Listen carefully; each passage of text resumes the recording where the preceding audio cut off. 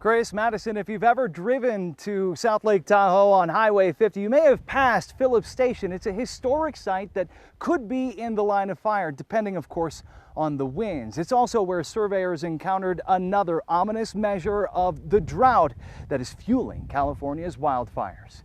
This isn't the first time our family has been in the line of fire, honestly. Abby Pearson is the last in a long line of women to call Phillips Station home. Right along this line, this is where it happens. This is where it happens, yeah. It's where every winter, one of California's most important monthly snowpack surveys takes place. In April, recording just 59% of the yearly average. It's a measure of the drought helping to fuel the wildfires now closing in on her homestead.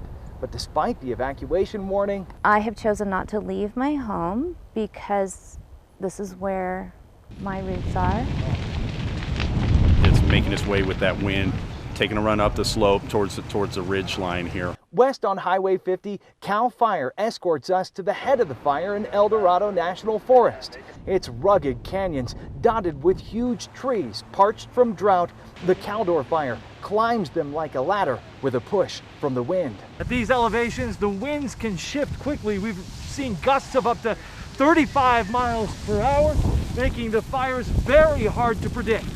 Very unpredictable, as we've seen this year, especially with the conditions we have. This is very unpredictable fire behavior. Let's go. Get out of here. A sudden wind change at the top.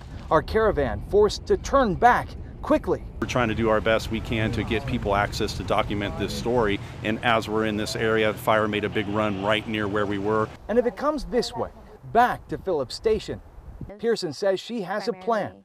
Propane tanks off, sprinklers on.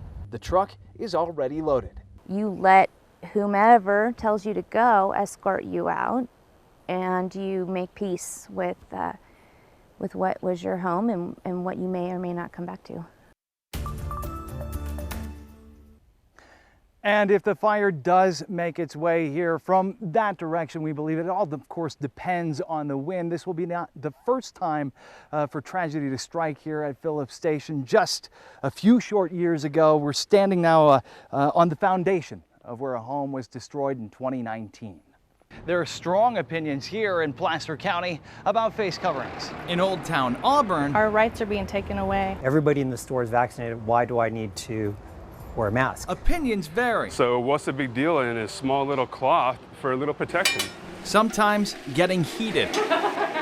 Manager Jessica Hicks of Edelweiss 2 says a return to the mask mandate wouldn't be welcomed here. Yes, because a lot of pressure is put on us to be the mask police, and we don't want to do that. We don't want that responsibility to do that. The COVID case rate in Placer County now just over 12 cases per 100,000, tripling since California's reopening last month. Placer County Health and Human Services says it remains aligned with the state's recommendation for universal masking indoors, falling short of nearby Sac and Yolo County mandates. Well, in our experience, we've walked out of a place if they required it. So yeah, we'll go to Roseville and have our dinner there instead of going to Sac County and be subject to a mask mandate. While some say they'd look elsewhere to go, others say they don't mind going along and masking up. I don't like wearing the damn thing, but if people say, hey, you gotta wear it to shop here, it's like either you don't shop there or you put the damn mask on for a few minutes and you're over it. Okay. But as for the shops and restaurants made to enforce such an order, It puts us in a position where we don't want to be.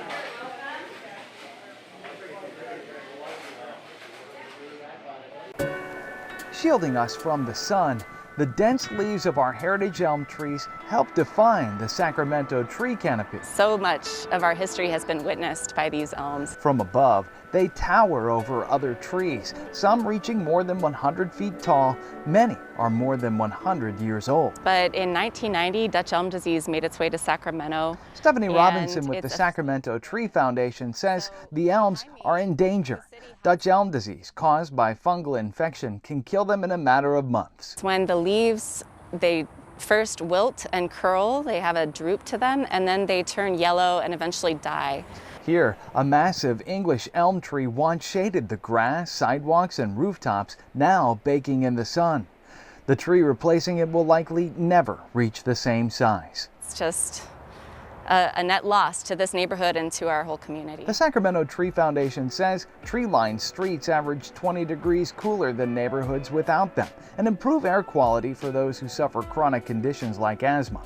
There were once more than 25,000 elms in the city.